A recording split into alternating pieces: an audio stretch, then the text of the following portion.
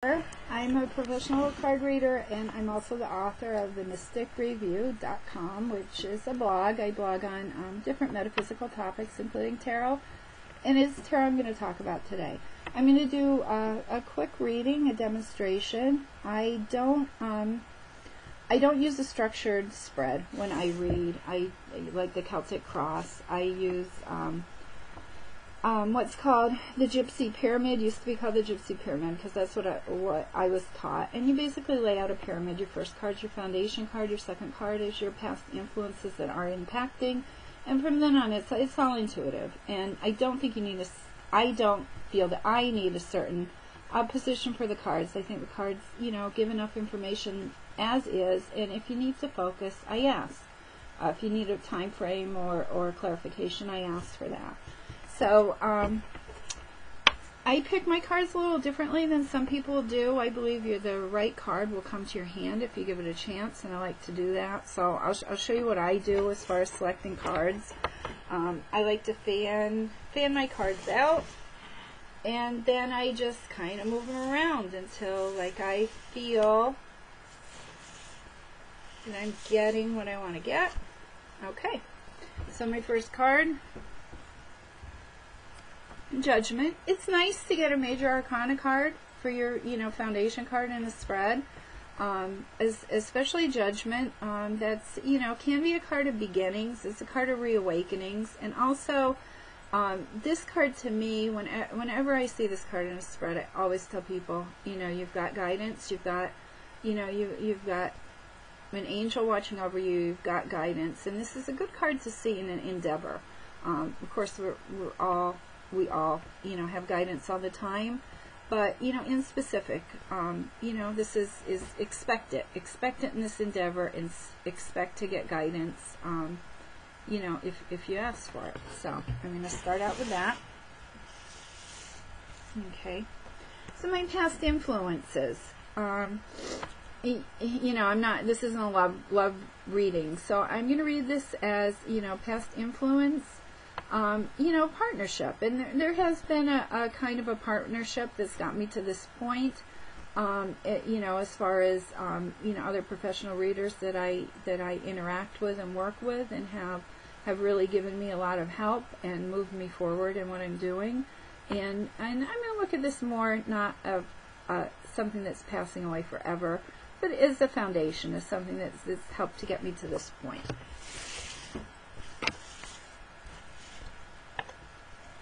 Okay, moving into the future on a positive note.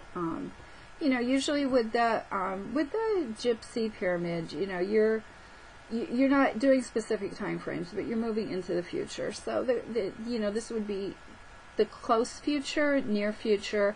And this card, Nine of Pentacles, it's a great card. I think the tarot is great for financial things, and I always read the Pentacles as money or material. I don't read them as anything else. Nine of Pentacles, it's a card of plenty, not of excess, but of plenty. It's a card of having what you need, and it's showing a business that's going to, not necessarily be wildly profitable, but at least in the in the short term, in the beginning, it's going to meet my needs, financial needs, which would be great. I'd be very happy with that.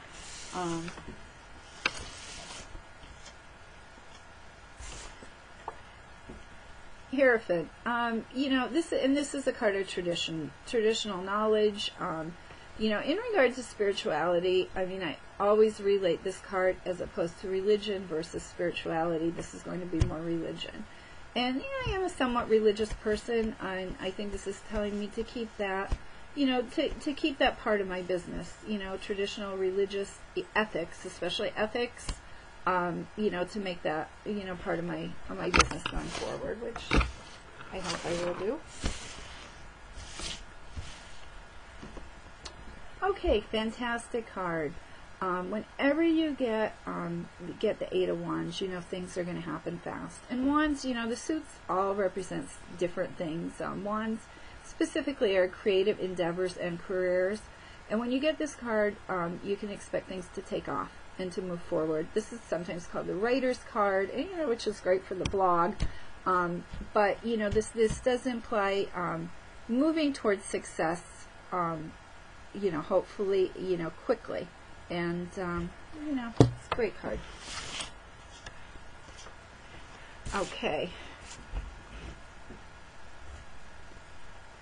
And the Eight of Cups usually means, you know, it means leaving something behind. And in order to move forward, we do always have to let go of something else. And this is going to, you know, have a few irons in the fire.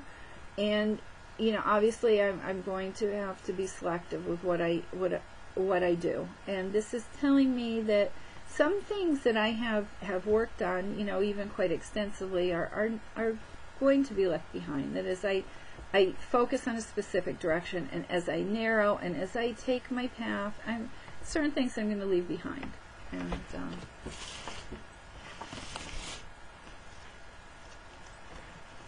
this is me. This is always me. I'm a Leo, and the Queen of Wands, you know, represents me. And this is a great card for anybody who's looking for a career reading, because, as I said, Wands are career and creativity. Queen of Wands is considered Leo, which I am a Leo. And it is also, all the queens imply a degree of empowerment, a degree of capability, and a degree of strength. And, you know, I think it shows that, you know, hopefully shows that I do have these qualities, and that'll serve me well in business.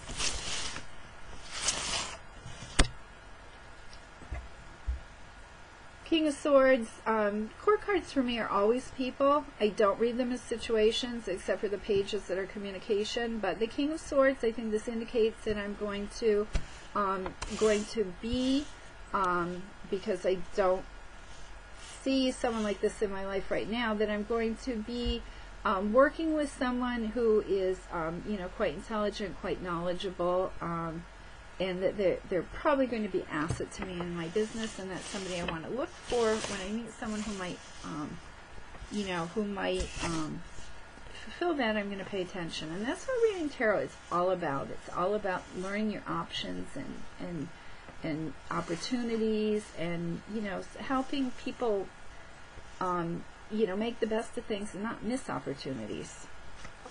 Okay, last two cards. This is going to be it for the reading.